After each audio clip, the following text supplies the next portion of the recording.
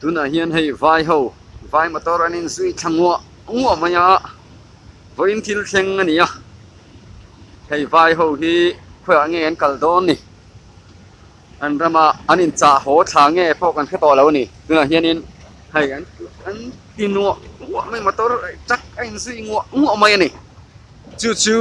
kan ko var ve ya vai ho hian in an rama ho in anin pundar don nge ni hei chak tam tak oma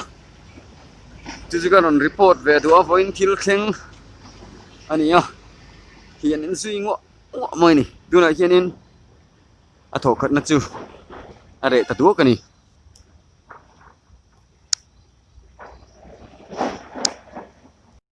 ta son anon tlan le aso hianin anin cha ho tan thang nge po kan kha to lo ni hianin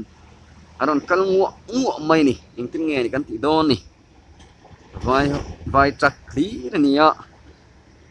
aron in sui na nei to le ya tuna hianin azual zapui an kal liam to zo ka ni